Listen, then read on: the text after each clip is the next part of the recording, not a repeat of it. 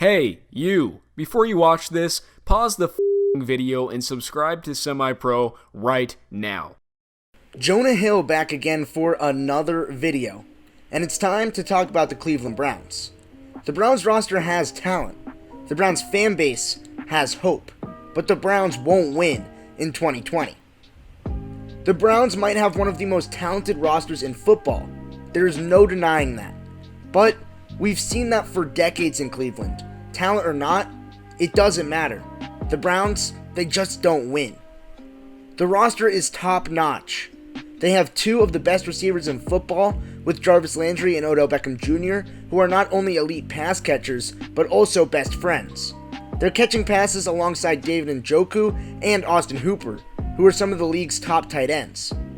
The depth stays potent in the backfield, with Nick Chubb and Kareem Hunt in a 1-2 tandem, who combined can do it all. And they have a former first overall pick slinging the football in Baker Mayfield. On the surface, that looks like an offense that should be dominant. In fact, it probably should be the best offense in the league. But it didn't translate to the field, as Cleveland finished last season 22nd in offensive yards per game. There's three main reasons for this. First off, Baker Mayfield sucked. You can be a Baker supporter all you want, but he was bad.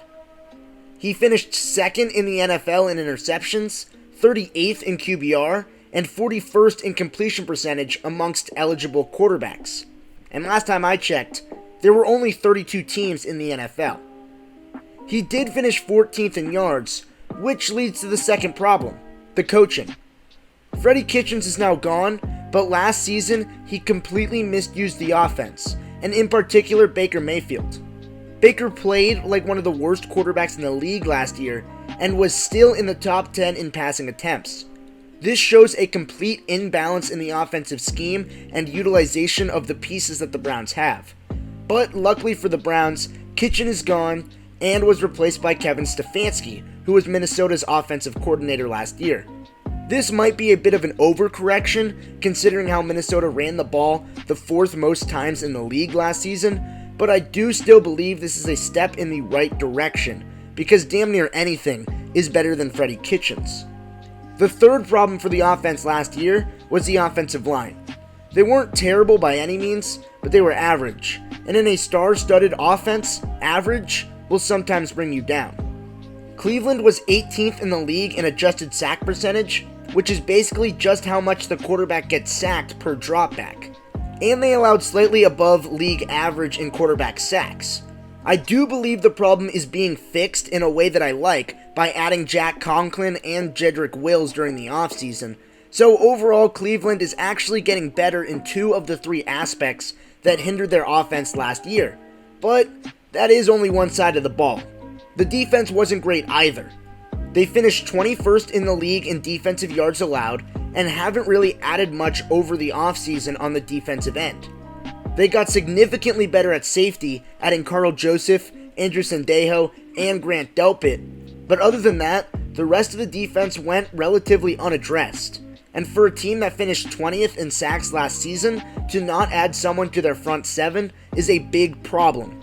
Yes, I know that Myles Garrett is back after he missed the latter end of last season, but they still need to add more help for him, in my opinion. But we've already established that the roster is good. The main reason why the Browns are going to disappoint expectations once again is the drama. This team has too many egos, too many cooks in the kitchen, and too many mouths to feed. It seemed like every week in Cleveland there was something else going on off the field that was distracting from what the team was doing on the field. And that might not have necessarily been a bad thing, because they did finish 6-10 on the field. But whether it was Baker Mayfield taking shots at Daniel Jones, or Baker Mayfield beefing with Colin Cowherd, or Joe Thomas calling Baker's offense, quote, surprising and unsettling, or Rex Ryan calling Baker overrated as hell, or reports that Baker and Odell were not in sync, which spanned throughout the entire season, or Odell wanting more targets, or Baker Mayfield's mustache debacle, or Odell Beckham and Jarvis Landry being forced to change shoes during the middle of a game, which somehow turned into some big thing. And it didn't even stop at the end of last season. Just yesterday, Tyler Boyd of the Cincinnati Bengals called out Baker and Odell. It's just so many damn distractions, and it's going to be the downfall of Cleveland once again. Don't expect them to live up to the hype. Expect them to underperform, and be prepared for them to miss the playoffs once again. Because there's one thing you can't overcome in the NFL, and that is lack of chemistry and drama.